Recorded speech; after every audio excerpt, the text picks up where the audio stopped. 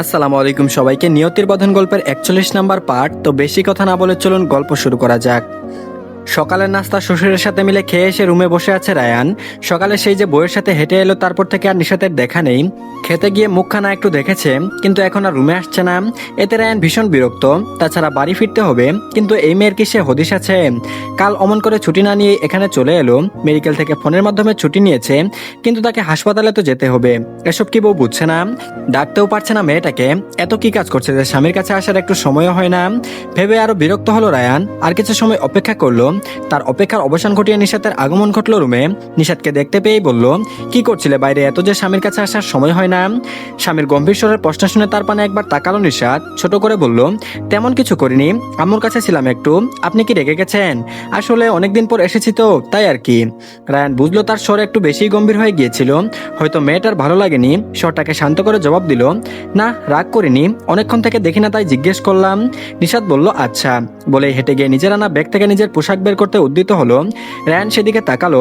এখন নিশ্চয় বাড়ি ফেরার কথা বললে মেয়েটা কষ্ট পাবে, রাজি হবে না, কিন্তু তাদের ফিরতে তো হবেই। ভেবেই পুনরায় শান্ত স্বরে ডেকে উঠল, নিশাত। নিশাত নিজের কাজ অব্যাহত রেখে ছোট করে সাড়া দিল, হুম। রায়ান বলল, আমাদের বাড়ি ফিরতে হবে, দ্রুত তৈরি হয়ে নাও। রায়ানের বলা বাক্য শুনতে নিশাতের হাত থেমে গেল। চলে যাওয়ার কথা বলছে কেন লোকটা, তাও এখনই? তাছাড়া সে কেন যাবে?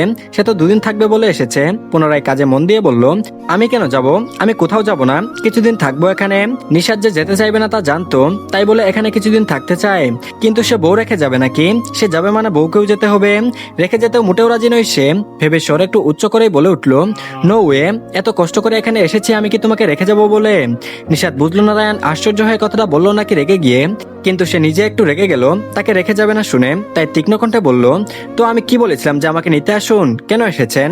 প্রশ্ন শুনে কি জবাব দেবে বুঝলো না রায়ান। পরক্ষণে কিছু ভেবে এদিক সেদিক তাকিয়ে বলে উঠল, কারণ বউ ছাড়া অনেক রজনী একা একা পার করেছি, কিন্তু এখন বউকে ছেড়ে আর একটা রাতও অতিবাহিত করতে আমার পক্ষে সম্ভব নয়। এমন বাক্য শ্রবণ করে নিশাতের ভ্রু কুঁচকে এলো। তীক্ষ্ণ চোখে তাকালো স্বামীর পানে। এক রাতে তাকে একটু কাছে পেয়ে কি মাথা খারাপ হয়ে গেছে নাকি? না হলে এসব কি ধরনের কথা? নিশাত তীক্ষ্ণতা বলে অবাকের স্বরে বলল, এটা একটু বেশি বেশি হয়ে গেল না ডাক্তারবাবু?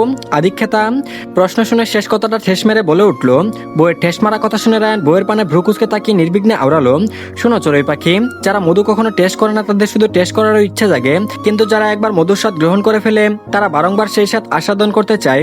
আর তুমি আমার কাছে ঠিক সেই মধুর মতো। তাই আদিক্ষেতা বলো আর যাই বলো, দ্রুত আমার সাথে বাড়ি ফিরে চলো। বলে বিছানা ছেড়ে উঠে দাঁড়ালো। এমন লজিক শুনে নিশাতের মুখ হা হয়ে এলো। অবাকের তাড়নায় মুখ ফসকিয়ে বলে উঠল, তো আপনি কি মধু কখনো পান করেছেন, নাকি যে আবার পান করার ইচ্ছা হবে? প্রশ্ন শেষ হতে নিশাতের যেন হুঁশ ফিরল। বুঝলো রায়ান আসলে কি বুঝিয়েছিল, আর সে অবাকের তাড়নায় ভুলে প্রশ্ন করে ফেলেছে। তবে কিছুটা ঠিকও আছে। তেমন কিছু ঘটেছে নাকি তাদের মধ্যে, যে এই লোক এমন উদাহরণ দিচ্ছে? শুধুমাত্র একটা রাত কাছাকাছি পার করেছে তারা, এতেই এই? নিশাতের প্রশ্ন শুনে রায়ান ঘাড় বাঁকিয়ে তাকালো। বাঁকা হেসে দুপা হেঁটে গিয়ে বউয়ের কাছে ঘেসে দাঁড়ালো। নিশাত ওই হাসি দেখেই বুঝলো এই লোক আবারও কোনো নির্লজ্জ বাক্য আওড়াবে, তাই সেখান থেকে চলে যেতে চাইলো। রায়ানও তা বুঝতে পেরে বউকে নিজের বাহুবন্ধনে আটকে নিল। হালকা ঝুঁকে নিশাতের মুখপানে কেমন করে তাকালো। বউকে আরেকটু নিজের সাথে মিশিয়ে নিশাতের কানের লতিতে ঠোঁট স্পর্শ করে শীতল কণ্ঠে উচ্চারণ করলো, সেই বৃষ্টি রাতে আর কাল রাতে কোনো মতো একটু টেস্ট করেছিলাম, ফলস্বরূপ আমার লোভ বেড়ে গেছে। এখন যাতে পুরোটা টেস্ট করতে পারি তার জন্য সাথে যেতে বলেছি পাখি। এমন উপায়ে এমন এক নির্লজ্জ বাক্য শুনে নিশাতের দেহখানা দুলে উঠল। লজ্জায় আনত হলো কায়া। লজ্জা থাকতে মুখ উঁচিয়ে রাগত স্বরে বলে উঠল, একদিন আমি আপনার মুখ ভেঙে দেবো ডাক্তারবাবু। রায়ান যেন বইয়ের ধমকিতে ভয় পেয়ে গেল। এমন মুখ বানিয়ে কিছুটা অসহায় আর কিছুটা ব্যঙ্গাত্মকের স্বরে বলল, মুখ ভাঙলে আমি মধু পান করবো কিভাবে পাখি? আর আমি পান না করলে তো তোমার মধু সব উপচে উপচে পড়বে। নিজের কথা ভেবে হলেও আমার উপর দয়া একটু করো চড়ুই পাখি। নিশাত এবার সত্যি সত্যি রেগে গেল। এসব কথা উচ্চারণ করে কি করে এই গম্ভীর লোকটা? রেগে চিৎকার করে উঠল, অসভ্য লোক, চুপ করুন। বউ রেগেছে বুঝতে পেরে রায়ান স্বর স্বাভাবিক করে বলল, ঠিক আছে চুপ করলাম, কিন্তু সত্যিই বাড়ি ফিরতে হবে, কোনো এক্সকিউজ শুনতে চাই না, দ্রুত তৈরি হও। নিশাত তখনও রায়ানের বাহুবন্ধনে আবদ্ধ। লোকটা তাকে রেখে যাবে না বুঝতে পেরে ফুপিয়ে উঠল। কাল সন্ধ্যায় এসেছে, আর বাবা মায়ের সাথে একটা দিনও থাকতে পারবে না। কষ্টে ফুপানোর মাত্রা বাড়িয়ে দিয়ে নিজেকে স্বামীর থেকে ছাড়ানো ব্যস্ত হয়ে বলল, ছাড়ুন আমাকে, আব্বুর থেকে আমি অনুমতি নিয়ে এসেছি, আমি কোথাও যাব না আজ, দূরে যান আমার থেকে আপনি। বউকে কাঁদতে দেখে রায়ান হতাশার শ্বাস ফেললো। শক্ত করে ধরে রেখে বোঝানোর স্বরে বলল, কেন বুঝতে পারছো না আমার যাওয়া খুব জরুরি, আর আমি তোমাকে ছাড়া যাব না, কদিন পরে না হয় আবার আসবো, পড়াশোনাও তো আছে তোমার, বুঝো প্লিজ। কান্নাও যেন তাকে আজ এখানে রেখে যেতে সক্ষম হবে না তা বুঝলো। কান্না থামালো, কিন্তু ফুফানো বন্ধ হলো না। অভিমানে শান্ত হয়ে গেল, স্বামীর পানে তাকালো না। রায়ান বুঝতে পেরে হতাশ হলো, মেয়ে মানুষের এত অভিমান আসে কোথা থেকে। এখন না ফিরলেও বিকেলে তো ফিরতেই হবে, আর যাই হোক বউ রেখে সে যাবেই না। অন্য উপায় ভেবে আকস্মাৎ বলল, তোমাকে ভালো একটা অফার দিতে পারি, কিন্তু বিনিময়ে বিকেলে আমার সাথে বাড়ি ফিরতে হবে। অফারের কথা শুনে উৎসুক হয়ে তাকালো স্বামীর পানে, কিন্তু প্রশ্ন করলো না। রায়ান বুঝতে পেরে নিজেই বলল, নিজের ননদের সাথে দেখা করতে যাবে পাখি? অর্থী আপুর সাথে দেখা করতে নিয়ে যাবে? সত্যি? ফিরে তো এই লুকের সাথে যেতেই হবে। কিন্তু অফারটা খারাপ নয়, আপুকে একবার দেখেই যাওয়া যাক। ভেবেই মন পুলকিত হলো, এক নিমিষে অভিমান ভুলে গেল। স্বাভাবিক স্বরে বলল, সত্যি? সত্যি নিয়ে যাবেন তো? রায়ান মাথা নেড়ে হ্যাঁ বুঝিয়ে বলে উঠল, কিন্তু আমার সাথে বাড়ি ফিরতে হবে, অভিমান করা যাবে না, মনে থাকবে? মেনে নিল নিশাত, কথা বাড়ালো না। বউকে শান্ত হতে দেখে ছেড়ে দিল রায়ান। ছাড়া পেতে নিশাত নিজের পোশাক নিয়ে বেরিয়ে পড়ল, হয়তো গোসল করবে। সেদিকে তাকিয়ে রায়ান বড় একটা শ্বাস টেনে নিয়ে ধপ করে বিছানায় গিয়ে বসে পড়ল। মন যেন বলে উঠল, বউ সামলানো এত কঠিন কেন? তার মতো গম্ভীর মানুষকেও হাজারটা কথা বলিয়ে ছাড়ছে এই মেয়ে। একটু আদর কি দেখিয়েছে, এখন কথায় কথায় কেঁদে উঠে তাকে দুর্বল করার পায়তারা করে যাচ্ছে। আর কি কি করতে হবে কে জানে। এই বোধহয় শুরু হলো তার বিবাহিত জীবন। আর এদিকে আজ নির্ভর ফিরে যাবে। সে যে শুক্রবার রাতে বিয়ে করে বাড়ি চলে এলো, আর তো এখনো যায়নি। কাল ফিরতো, কিন্তু নববিবাহিতা বধূর কথা ভেবে একটা দিন বেশি থেকে গেল। কিন্তু আর থাকা যে সম্ভব নয়। বাড়িতে আসার পর ফোন করে টিউশন থেকে ছুটি নিয়েছিল, কিন্তু কতদিন আর এভাবে ছুটি কাটাবে? থাকলে যে আর টিউশন থাকবে না। তার মা দুপুরে স্কুল থেকে ফিরলেই চলে যাবে। এখন বসে আছে মেয়েটার পাশে ঘরের ভেতর। সকালে খেয়ে মা স্কুলে গিয়েছে, আর তার বউ তাকে নিয়ে বসেছে। তার মা নাকি কিছু গয়না দিয়েছে, সেসবই দেখাচ্ছে। এক জোড়া স্বর্ণের কানের দুল, একটা নাকফুল, সোনার দুটো মোটা চুড়ি, একটা মালাও আছে। শাশুড়ির থেকে এই সামান্য উপহার পেয়েও মেয়েটা কি খুশি। অথচ বিয়ের পর নিজের স্বামী যে এখনো কিছু দিতে পারেনি, সেদিকে মেয়ের খেয়ালই নেই। অর্তি বিছানায় আড়াআড়ি হয়ে শুয়ে ওসব দেখাচ্ছে, আর নির্ভর বইয়ের সোজাসুজি ফ্লোরের উপর বসে আছে। বিছানার উপর দুটো ভাঁজ করা হাতের উপর থুতনি ঠেকিয়ে গয়না কম বইয়ের দিকে তাকিয়ে আছে বেশি।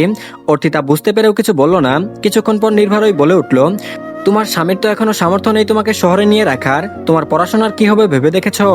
অর্তি এক পলক স্বামীর পানে তাকিয়ে হাসি মুখে বলল, কি আর হবে, ভাইয়া তো বলেছিল শেঠদের সাথে কথা বলে ম্যানেজ করে দিবে, যাতে আমি পরীক্ষার সময় গিয়ে শুধু পরীক্ষাটা দিতে পারি, আর যদি না পারি তাতেও সমস্যা, আপনি বললে আমি পড়াশোনাও ছেড়ে দিব। মেয়েটা হেসে হেসে জবাব দিলেই বুঝি নির্ভর তার কষ্টটা বুঝতে পারবে না। দুজনের মুখমণ্ডল কাছাকাছি হয় নির্ভর একটা হাত অর্থের গালের উপর রাখলো, ব্যর্থ কণ্ঠে বলল, আমার জন্য আর কি কি বিসর্জন দিবে অর্থী? অর্থী নিজের একটা হাত গালে রাখা স্বামীর হাতের উপর রাখলো। স্বামীর চোখে চোখে রেখে সেই হাসি বদনে প্রত্যুত্তর করলো, বিসর্জন আর কই দিলাম কিছু, আর যদি কিছু দিয়েও থাকি বাইরের কোনো ছেলের জন্য তো দেইনি, দিলে নিজের স্বামীর জন্য দিয়েছি, প্রয়োজন হলে আরো দিতে রাজি। এত ভালো একটা মেয়েকে নিজের জীবন সঙ্গিনী হিসেবে পেয়ে খুশি হবে নাকি বউকে তার প্রাপ্য সুখ না দিতে পারার জন্য কষ্ট পাবে বুঝলো না নির্ভর। গাল থেকে নিজের হাত সরিয়ে নিয়ে অর্থের হাত টেনে এনে তাতে ঠুট ছোঁয়ালো। ব্যথিত কণ্ঠে আওড়ালো ছেলেটা, তোমাকে আর কিছু বিসর্জন দিতে হবে না অর্থী, আমি দ্রুত কোনো ব্যবস্থা করব। একটা চাকরি জোগাড় করতে পারলেই তোমাকে শহরে নিয়ে যাব, তাহলে তোমার পড়াশোনা নিয়ে কোনো চিন্তা করতে হবে না। স্বামীর কথায় নীরব হাসির মাত্রা বাড়ালো অর্থী।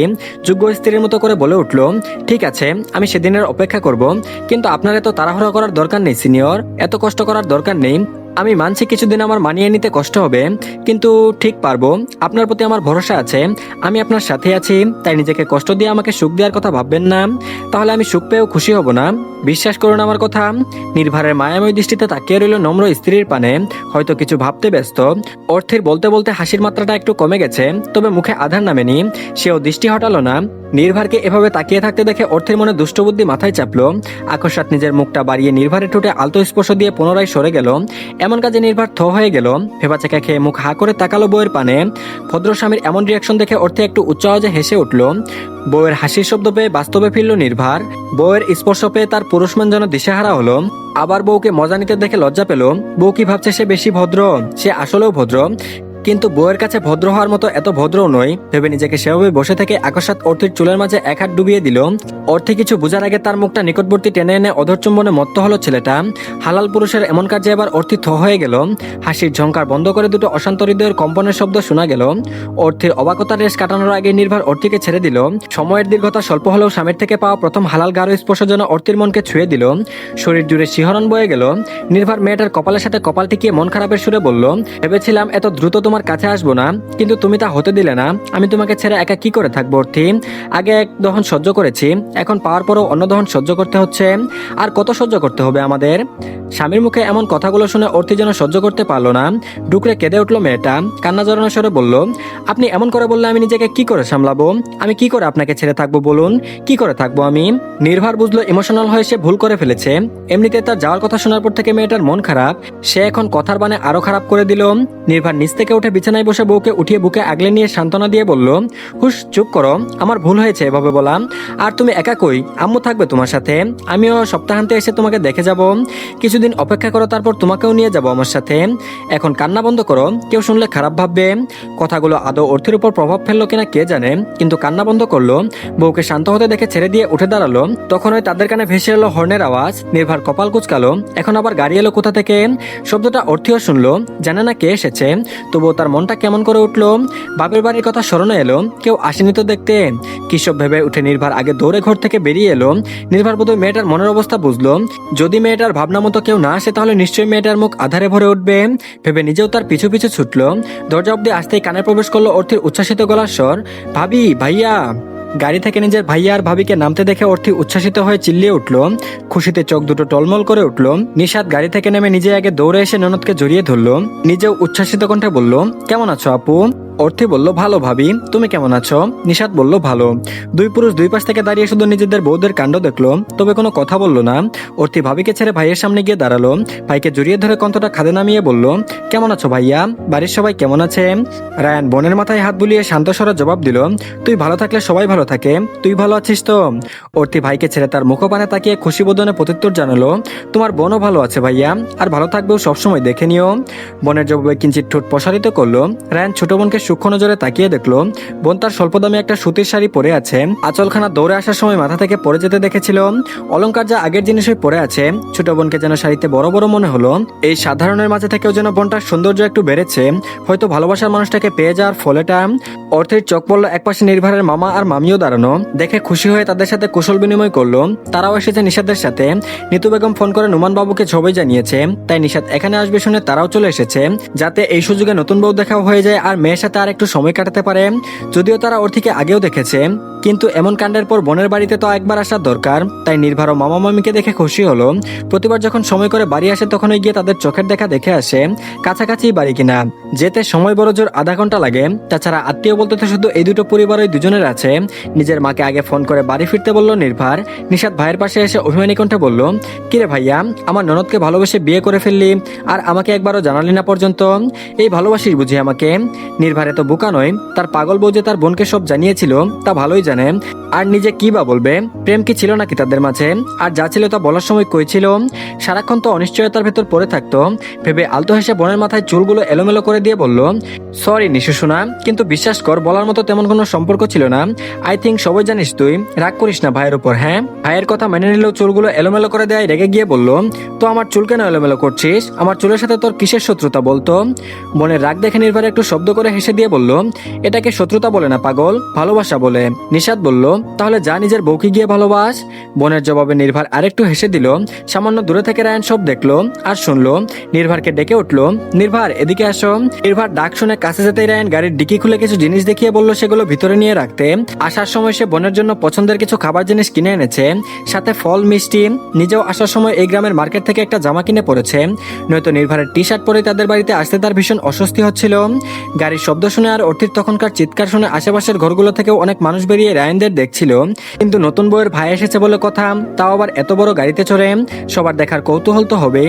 নির্ভারের চাচা চাচিরা দরকার ছাড়া খুব একটা তাদের ঘরে যায় না, কথাও কমই বলে। কিন্তু নির্ভারের ছোট ছোট ভাই বোনেরা সবসময় তার মায়ের কাছেই থাকে। যত সময় তার মা বাড়িতে থাকে, নির্ভার সেই ছোট ভাই বোনদের ডেকে সবাইকে ফল মিষ্টি খেতে দিল। নিশাদদের সবাইকে নিয়ে ঘরে বসতে দিল। বউয়ের বা মায়ের অপেক্ষা করলো না, সবাই তো আপন, তাই নিজেও ফল কেটে মিষ্টি সহ আরো কিছু খাবার নিয়ে রায়ান সহ সবাইকে খেতে দিল। নির্ভারের কাছে অর্থী লজ্জা পেল। ইস, সে থাকতে তার স্বামী খাবার এনে দিচ্ছে, এখন যদি তার মামি শাশুড়ি কিছু মনে করে। কিন্তু তার মুখের রিয়াকশন দেখে কিছুই বুঝলো না অর্থী। নির্ভারকে কাজ করতে দেখে নিশাদ মজা করে বলে উঠল, বাহ ভাইয়া, বিয়ে করে তো বেশ উন্নতি হয়েছে তোর, কাজ করে খাওয়াচ্ছিস যে। নির্ভার বলল, এমন ভাবে বলছিস যেন আগে কখনো তোদের কাজ করে খাওয়াইনি। ভাইয়ের জবাব পেয়ে নিশাত হেসে উঠল। সে তো শুধু মজা নিতে বলেছে।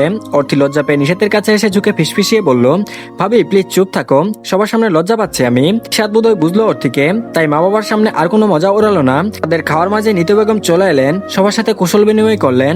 রায়ান ভেবেছিল একটু থেকেই চলে যাবেন, কিন্তু নিতু বেগম আস্থা মেনে নিলেন না। সেদিন ছেলেটা বোনকে রেখে চলে গিয়েছিল, ছেলেটা তার বৌমার ভাই আরও তার জামাই, তাহলে কিভাবে যেতে দিবেন? রায়ানও থেকে গেল। নির্ভর ভেবেছিল দুপুরে গিয়ে বিকেলে টিউশনি ধরবে, কিন্তু ছেলেটাও যেতে পারলো না। নিতু বেগম নতুন জামাই আদর করার জন্য নিজের ভাবিকে নিয়ে কাজে লেগে পড়লেন। তো ধন্যবাদ সবাইকে, এই পার্টটি এই পর্যন্তই। পরবর্তী পার্টগুলো খুব তাড়াতাড়ি পেয়ে যাবেন। তার আগে সবাই চ্যানেলটিকে সাবস্ক্রাইব করে দিন, আর ভিডিওতে অবশ্যই লাইক দিন। তো ভালো থাকবেন সবাই, আল্লাহ হাফেজ।